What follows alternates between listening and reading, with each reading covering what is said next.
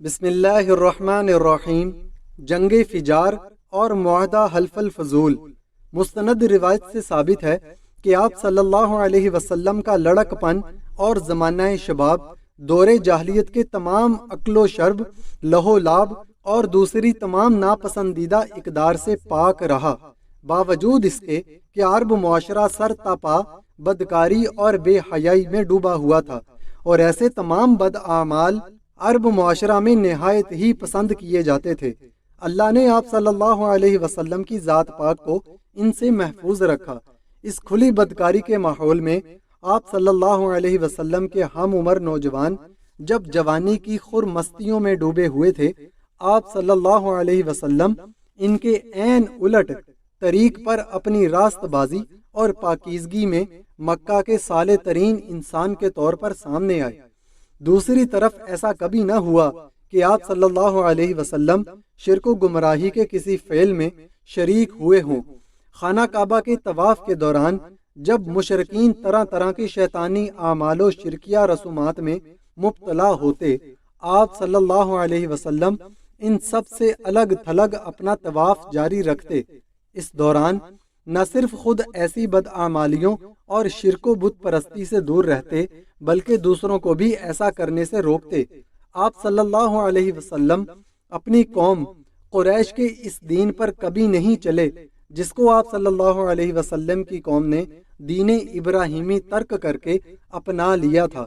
اللہ نے آپ صلی اللہ علیہ وسلم کو قبل بعثت ہر قسم کی بے حیائی و بدکاری سے پاک صاف رکھنے کے ساتھ ساتھ ارتکاب شرک و گمراہی سے بھی محفوظ رکھا۔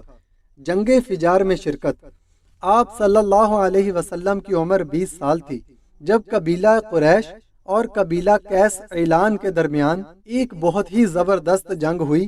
یہ جنگ حرب الفجار کے نام سے مشہور ہے۔ بنی کنانہ بھی اس جنگ میں قریش کے اتحادی تھے۔ یہ جنگ چونکہ ان مقدس مہینوں میں لڑی گئی جن میں قتل و غارت کرنا فسق و فجور ناجائز اور حرام تھا، اس لیے اس جنگ کو حرب الفجار کا نام دیا گیا۔ قبیلہ قریش کے تمام ذیلی قبائل نے اس مارکہ میں اپنی الگ الگ فوجیں قائم کی تھی۔ بنو ہاشم کے علمدار آپ صلی اللہ علیہ وسلم کے چچا جناب زبیر بن عبد المطلب تھے۔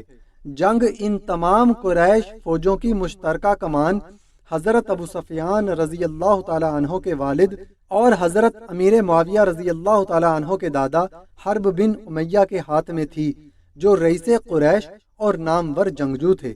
ابن حشام کے مطابق بازار عکاظ میں ہونے والا ایک قتل اس جنگ کی وجہ بنا۔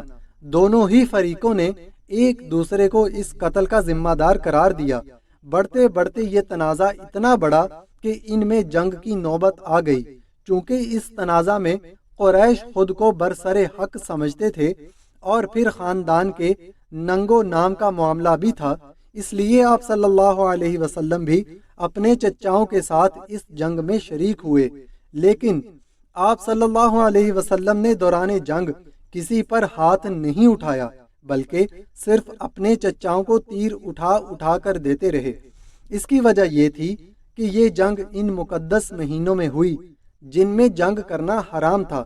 دوسری طرف ایک وجہ یہ بھی تھی کہ دونوں ہی فریق مشرک تھے، اس لیے اللہ نے آپ صلی اللہ علیہ وسلم کو اس بے مقصد قتل و غارت گری سے محفوظ رکھا، کیونکہ مومن کو قتال اور جہاد و جنگ و جدل کا حکم فقط اس لیے دیا گیا کہ اللہ کا کلمہ بلند ہو اور اسی کا بول بالا ہو، جبکہ یہ جنگ محض نسلی و قبائلی نام و نمود کے لیے لڑی گئی۔ جنگ شروع ہوئی تو اول قبیلہ کیسے اعلان کا پلہ بھاری رہا، لیکن دوپہر کے وقت قریش بتدریج غالب ہوتے گئے اور بالآخر قریش ہی فتح یاب ہوئے۔ تاہم دونوں طرف کے بزرگوں کی کوشش سے دونوں قبائل میں صلح کی آواز اٹھی اور یہ تجویز آئی کہ فریقین کے مقتولین گن لیے جائیں، جدھر زیادہ ہوں ان کو زائد کی دیت دے دی جائے۔ چنانچہ اسی پر صلح ہو گئی اور یوں قتل و غارت گری کا یہ سلسلہ تھم گیا۔ معاہدہ حلف الفضول میں شرکت۔ معمولی باتوں پر لڑائیوں کا سلسلہ عرب میں مدتوں سے جاری تھا، جس نے سینکڑوں گھرانے برباد کر دیے تھے۔ اور قتل و صفاقی موروثی اخلاق بن گئے تھے۔ حرب الفجار کے بعد بعض صالح طبیعتوں میں اس بے معنی جنگ و جدل سے بیزاری پیدا ہوئی اور یہ خیال پیدا ہوا کہ جس طرح زمانہ فاسق میں قتل و غارت گیری اور ظلم و ستم کے انسداد کے لیے فضل بن فضالہ، فضل بن ودا اور فضل بن حارث نے ایک معاہدہ مرتب کیا تھا جو انہی کے نام پر حلف الفضول کے نام سے مشہور ہوا، اسی طرح اب دوبارہ اس کی تجدید کی جائے۔ چونکہ ان سب کے نام میں فضل کا لفظ شامل تھا، اس لیے معاہدہ کو حلف الفضول کہتے ہیں۔ جنگ فجار سے جب لوگ واپس مکہ پہنچے تو آپ صلی اللہ علیہ وسلم کے چچا اور خاندان بنو ہاشم کے سردار جناب زبیر بن عبد المطلب نے سب کے سامنے یہ تجویز پیش کی۔ چنانچہ خاندان بنو ہاشم، بنو زہرہ اور بنو تیم عبداللہ بن جدان تیمی کے گھر میں جمع ہوئے۔ وہ سن و شرف میں ممتاز تھا۔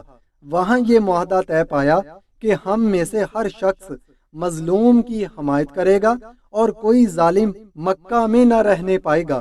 نبی کریم صلی اللہ علیہ وسلم فرماتے ہیں کہ اس معاہدہ کے وقت میں بھی عبداللہ بن جدان کے گھر حاضر تھا۔ اس معاہدہ کے مقابلہ میں اگر مجھ کو سرخ اونٹ بھی دیے جاتے تو ہرگز پسند نہ کرتا، اور اگر اب زمانہ اسلام میں بھی اس قسم کے معاہدہ کی طرف بلایا جاؤں تو بھی اس کی شرکت کو ضرور قبول کروں گا۔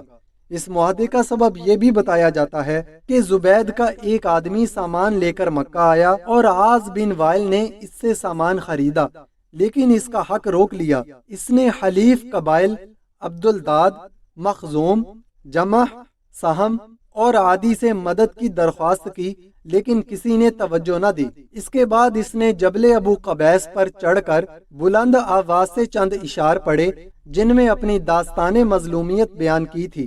اس پر جناب زبیر بن عبد المطلب نے دوڑ دھوپ کی اور کہا کہ یہ شخص بے یار و مددگار کیوں ہے؟ ان کی کوشش سے اوپر ذکر کیے ہوئے قبائل جمع ہو گئے، پہلے معاہدہ طے کیا اور پھر عاص بن وائل سے زبیدی کا حق دلایا۔ حلف الفضول کا یہ واقعہ حرب الفجار کے 4 ماہ بعد اور آپ صلی اللہ علیہ وسلم کی بعثت سے 20 سال پہلے پیش آیا، جسے قتل و غارت گیری اور ظلم و ستم کی روک تھام میں ایک سنگ میل کا درجہ حاصل